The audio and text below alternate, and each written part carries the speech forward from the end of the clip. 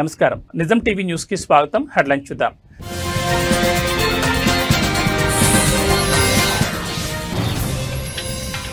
మరోసారి ప్రత్యేక దౌత్య శైలిని ప్రదర్శించిన ఇటలీ ప్రధాని. సంప్రదాయంలో రెండు చేతులు జోడించి నమస్తే అంటూ అభివాదం.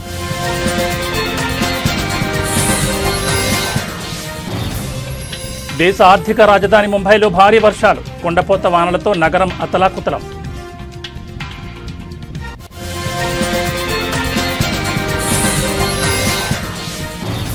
మహారాష్ట్రలోని సతారా జిల్లాలో దారుణం, అమానుషంగా ప్రవర్తించిన ఓ ఆటో డ్రైవర్.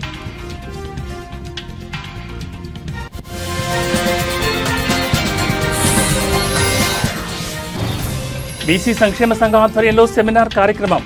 బీసీ సంక్షేమ సంఘం నాయకులను సత్కరించిన ఎంపీ కేసినేని శివనాథ్.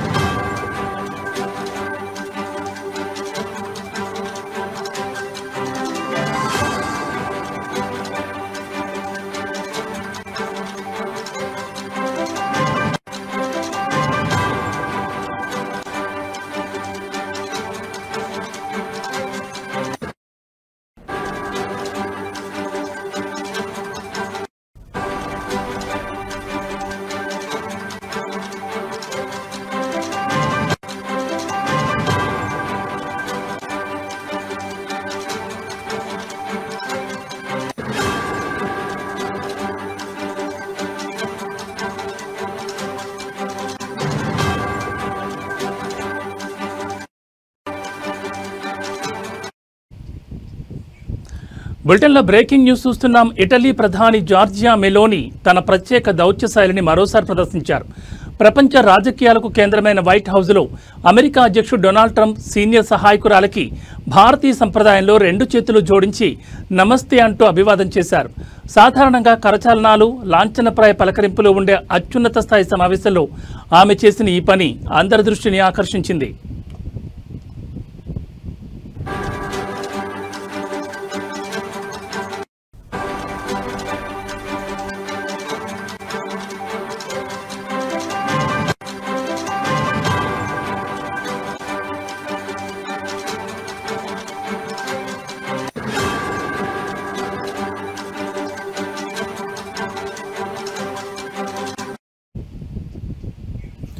ఉక్రెయిన్కు దీర్ఘకాలిక భద్రత కల్పించే అంశంపై వైట్ హౌస్లో కీలక సమావేశం జరిగింది. ఈ చర్చల్లో పాల్గొనేందుకు వచ్చిన మెలోనీ ఈ విధంగా పలకరించి ప్రత్యేకంగా నిలిచారు. మెలోనీ ఇలా నమస్కారం పెట్టడం ఇదే మొదటిసారి కాదు.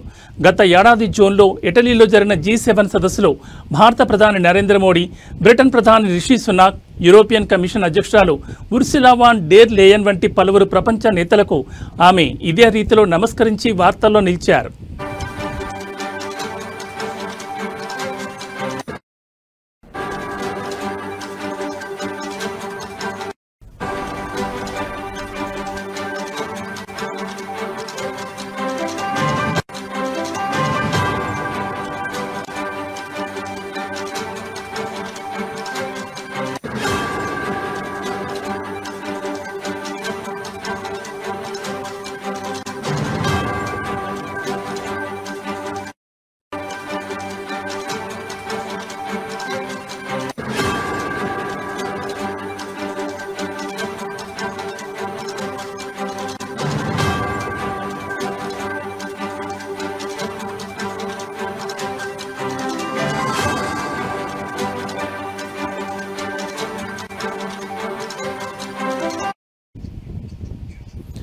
ఇటలీ ప్రధాని జార్జియా మెలోనీ తన ప్రత్యేక దౌత్య శైలిని మరోసారి ప్రదర్శించారు.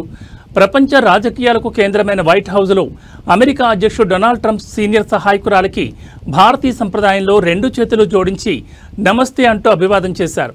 సాధారణంగా కరచలనాలు, లాంఛనప్రాయ పలకరింపులు ఉండే అత్యున్నత స్థాయి సమావేశంలో ఆమె చేసిన ఈ పని అందరి దృష్టిని ఆకర్షిస్తోంది. ఉక్రెయిన్కు దీర్ఘకాలిక భద్రత కల్పించే అంశంపై వైట్ హౌస్లో కీలక సమావేశం జరిగింది. ఈ చర్చల్లో పాల్గొనేందుకు వచ్చిన మెలోనీ ఈ విధంగా పలకరించి ప్రత్యేకంగా నిలిచారు. మెలోనీ ఇలా నమస్కారం పెట్టడం ఇదే మొదటిసారి కాదు. గత ఏడాది జూన్లో ఇటలీలో జరిగిన G7 సదస్సులో భారత ప్రధాని నరేంద్ర మోడీ, బ్రిటన్ ప్రధాని రిషి సునాక్, యూరోపియన్ కమిషన్ అధ్యక్షురాలు ఉర్సులా వాన్ డెర్ లేయన్ వంటి పలువురు ప్రపంచ నేతలకు ఆమె ఇదే రీతిలో నమస్కరించి వార్తల్లో నిలిచారు.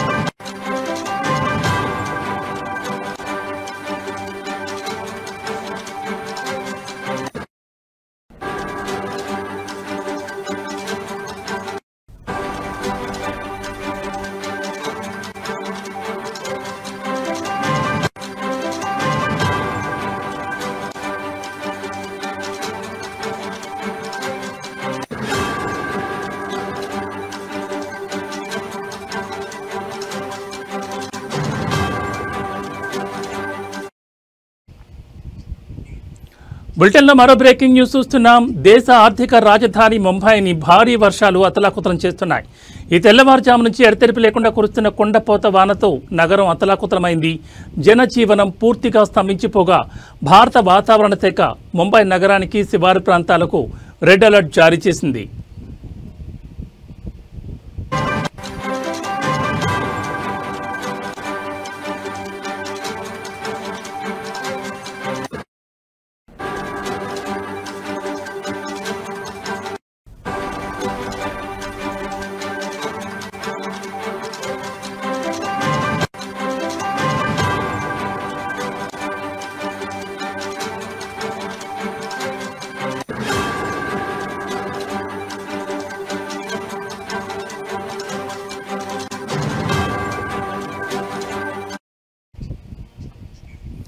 ఈ నేపథ్యంలో బృహన్ ముంబై మున్సిపల్ కార్పొరేషన్ కీలక నిర్ణయం తీసుకుంది.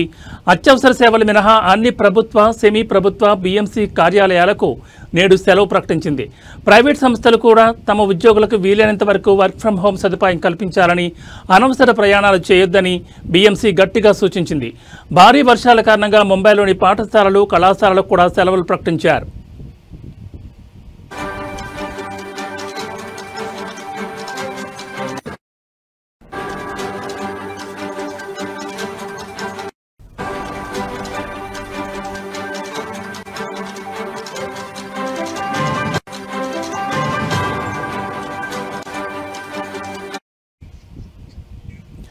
భారీ వర్షాల ప్రభావం రవాణా వ్యవస్థపై తీవ్రంగా పడింది.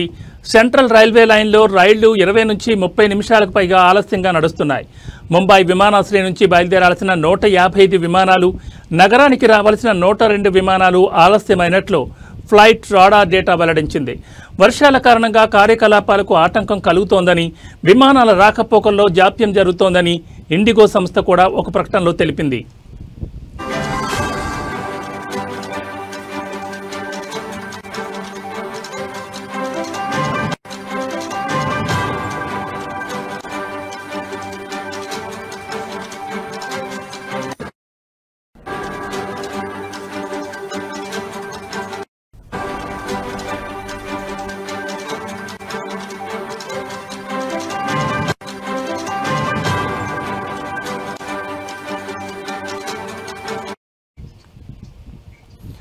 నగరంలోని అనేక ప్రాంతాలు జలదిగ్బంధంలో చిక్కుకున్నాయి.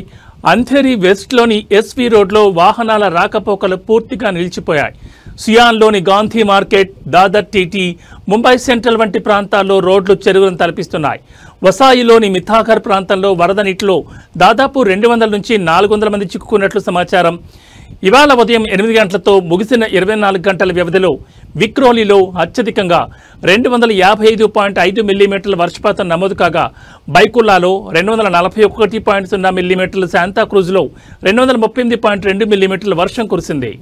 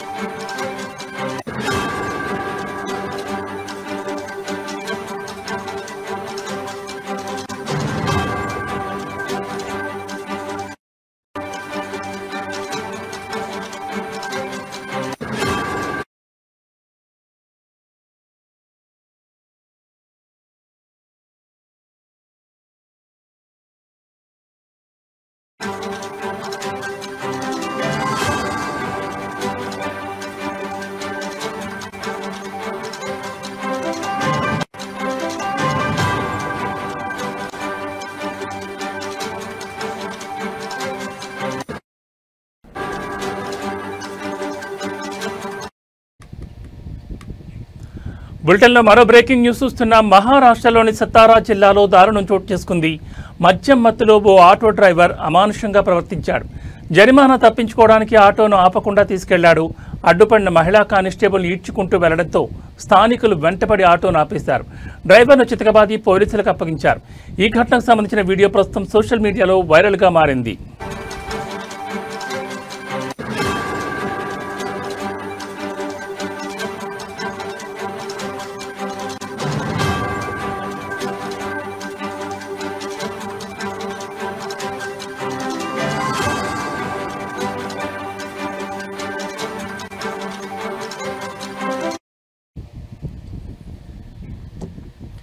సతారా నగరంలోని ఓ కూడలి వద్ద ట్రాఫిక్ పోలీసులు వాహనాల తనిఖీలు చేపట్టారు.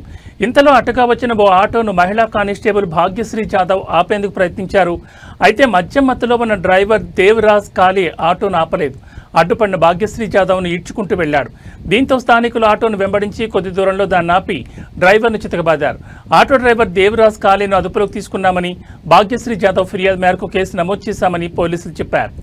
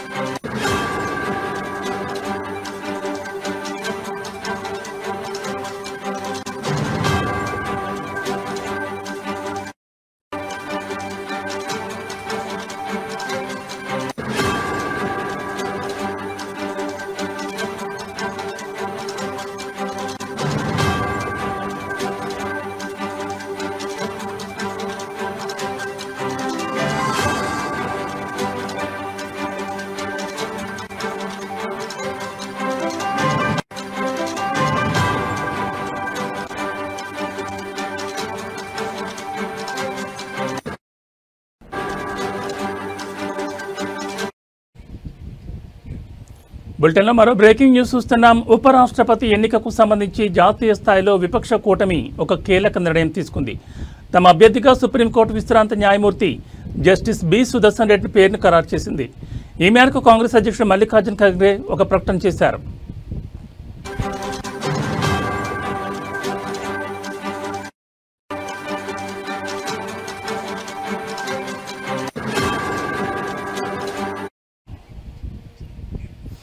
విపక్ష కూటమి అభ్యర్థిని ప్రకటించడం బీజేపీ నేత సిపి రాధాకృష్ణన్ను ఎన్డీఏ తమ అభ్యర్థిగా ప్రకటించిన 2 రోజుల తర్వాత చోటు చేసుకుంది. ఉపరాష్ట్రపతి ఎన్నిక సెప్టెంబర్ 9న జరగనుంది. నామినేషన్లు దాఖలు చేయడానికి చివరి తేదీ ఆగస్టు 21. గోవా మొదటి లోకాయుక్త చైర్మన్ 2007 జనవరి 12 నుండి 2011 జూలై 8 వరకు సుప్రీంకోర్టు న్యాయమూర్తిగా పనిచేశారు justice B Sudarshan Reddy. 2024 December 14న హైదరాబాద్ అంతర్జాతీయ ఆర్బిట్రేషన్ మధ్యవర్తిత్వ కేంద్రం ఐఎంఎంసి శాశ్వత ట్రస్టీగా బాధ్యతలు చేపట్టారు.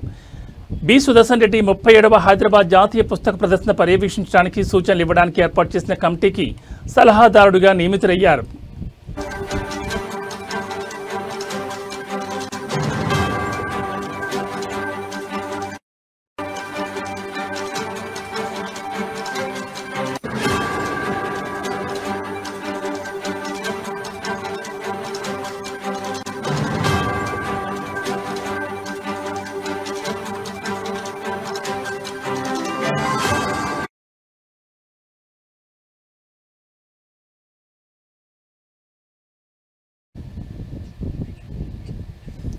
ఢిల్లీలోని ఆంధ్రప్రదేశ్ భవన్లో బీసీ సంక్షేమ సంఘం ఆధ్వర్యంలో జరిగిన సెమినార్లో విజయవాడ ఎంపీ కేశినేని శివనాథ్ పాల్గొని మాట్లాడారు. ఈ సందర్భంగా ఆయనను జాతీయ బీసీ సంక్షేమ సంఘం నాయకులు సత్కరించారు. విజయవాడ పార్లమెంట్ నియోజకవర్గంలో బీసీ కమ్యూనిటీ హాళ్లలో యువతకు ఉపాధి అవకాశాలు పెంచేందుకు స్కిల్ డెవలప్మెంట్ సెంటర్లు ఏర్పాటు చేయడానికి కృషి చేస్తానని ఆయన తెలిపారు. కేంద్ర రాష్ట్రాల్లోని ఎన్డీఏ ప్రభుత్వాలు బీసీల అభ్యున్నతికి కట్టుబడి ఉన్నాయని, వారి సంక్షేమానికి పథకాలను అమలు చేస్తున్నాయని ఆయన గుర్తు చేశారు. ఈ కార్యక్రమంలో బీసీ సంక్షేమ సంఘం జాతీయ అధ్యక్షుడు ఆర్ కృష్ణయ్య, రాజ్యసభ సభ్యులు బీద మస్తానరావు, పాకా వెంకట సత్యనారాయణ, జాతీయ బీసీ సంక్షేమ సంఘం రాష్ట్ర అధ్యక్షులు వై నాగేశ్వరరావు యాదవ్, ఆంధ్రప్రదేశ్ ఇన్ఛార్జ్ యలగాల నూకానమ్మ యాదవ్ తదితరులు పాల్గొన్నారు.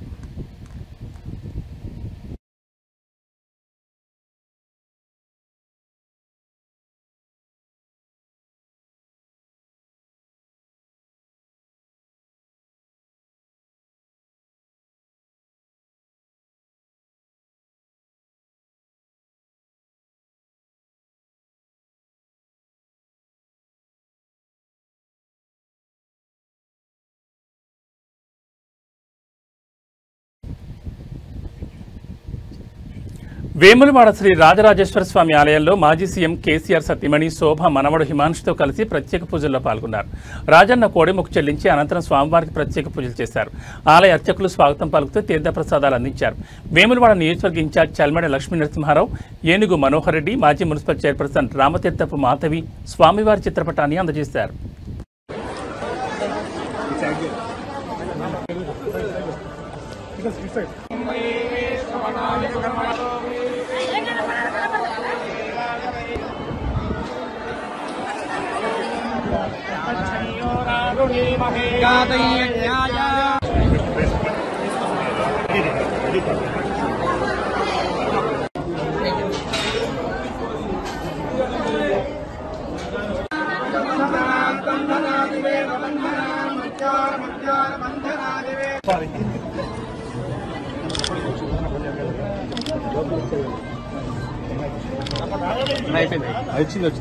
వచ్చింది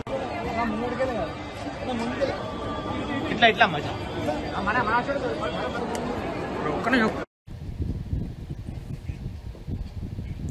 భారీ వర్షాల కారణంగా వివిధ ప్రాంతాల్లో పరిశీలించిన మంత్రి పొన్నం అనంతరం జీహెచ్ఎంసీ, హైడ్రా, వాటర్ బోర్డు అధికారులతో సమీక్షా సమావేశం నిర్వహించారు. ట్రాఫిక్ సమస్యలు నివారించడానికి అన్ని చర్యలు తీసుకోవాలని ఆదేశాలు జారీ చేశారు. ఇటీవల హైదరాబాద్లో భారీ వర్షాల కారణంగా తలెత్తిన సమస్యల పరిష్కారం కోసం వివిధ ప్రాంతాలను మంత్రి పొన్నం ప్రభాకర్ మరియు మేయర్ గద్వార్ విజయలక్ష్మి తనిఖీ చేశారు. అనంతరం మంత్రి పొన్నం ప్రభాకర్ మరియు మేయర్ గద్వార్ విజయలక్ష్మి జీహెచ్ఎంసీ, హైడ్రా మరియు వాటర్ బోర్డు అధికారులతో ఒక సమీక్షా సమావేశం నిర్వహించారు. ఈ సమావేశంలో వారు వరదలు మరియు ట్రాఫిక్ సమస్యలు నివారించడానికి అవసరమైన అన్ని చర్యలను తీసుకోవాలని అధికారులను ఆదేశించారు. కేబీఆర్ పార్క్ గేట్ నెంబర్ 2 వద్ద ఆకస్మిక తనిఖీల గురించి ప్రత్యేకంగా నిర్ధారించే వార్తలు లేనప్పటికీ వారు నగరంలో వివిధ ప్రాంతాల్లో పర్యటించి సమస్యల పరిష్కారానికి కృషి చేస్తున్నారని తెలుస్తోంది.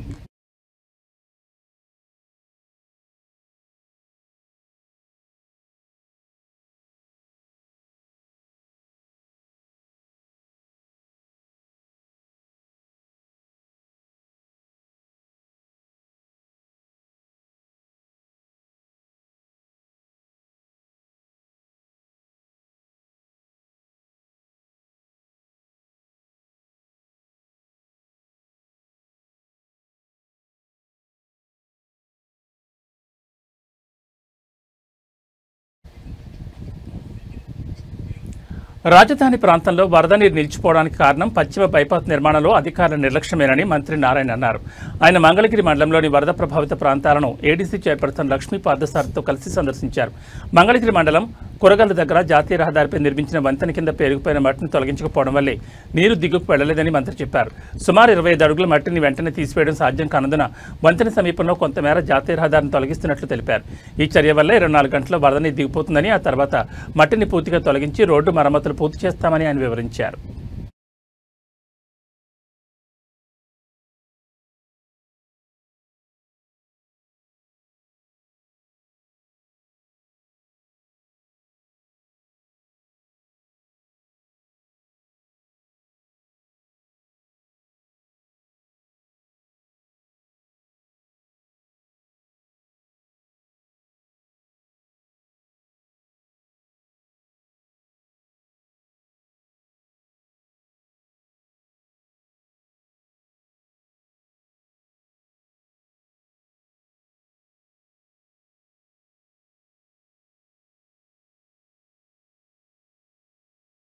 అమరావతి క్యాపిటల్ సిటీ అందరికీ నమస్కారాలండి.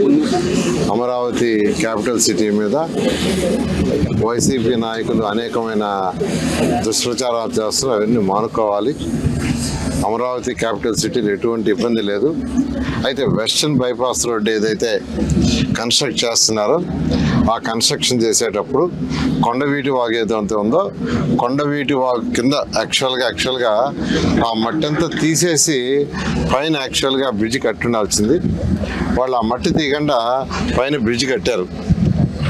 ఏదైతే ఆ కిందకంటే బ్రిడ్జ్ నుంచి కిందకి 8 మీటర్లు 8 మీటర్లు దాదాపు 25 అడుగులు ఉంటుంది. అది బ్రిడ్జ్ కింద వాటర్ ఫ్లో అయ్యేది. ఇప్పుడు జీరో ఎందుకంటే వాళ్ళ కన్స్ట్రక్షన్ విజయవాడ నగరంలో పలు రెస్టారెంట్లు, బేకరీలలో ఫుడ్ సేఫ్టీ అధికారులు తనిఖీలు చేపట్టారు. ఫుడ్ సేఫ్టీ మరియు తూనికలు, కొలతల శాఖ అధికారుల ఆధ్వర్యంలో మొత్తం 40 బృందాలుగా joint food safety controller Purnachandra Rao ఆధ్వర్యంలో తనిఖీలు నిర్వహించారు. పలు రెస్టారెంట్లపై అందిన ఫిర్యాదుల మేరకు తనిఖీలు చేపట్టారు అధికారులు. నగర వ్యాప్తంగా రెస్టారెంట్లలో పాటిస్తున్న ఆహార భద్రతా ప్రమాణాలపై అధికారులు తనిఖీలు చేపట్టారు. అనుమతులు లేకుండా నిర్వహిస్తున్న హోటల్స్, కాలం చెల్లిన ఆహార పదార్థాలను అధికారులు గుర్తించారు.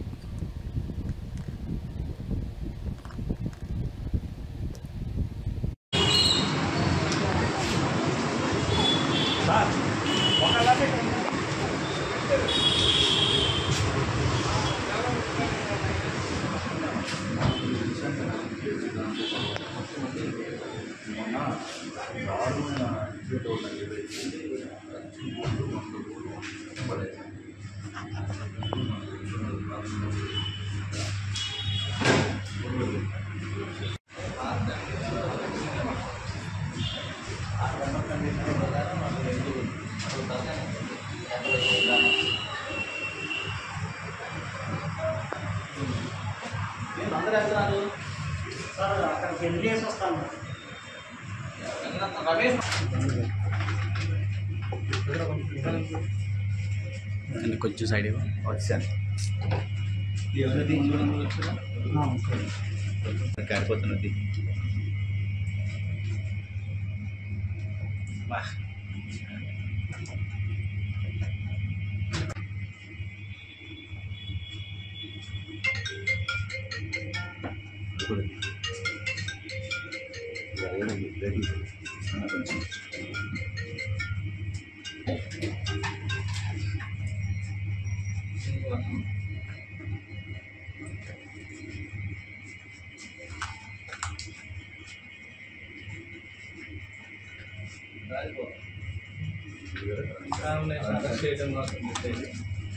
దాన్నే చేస్తున్నారు.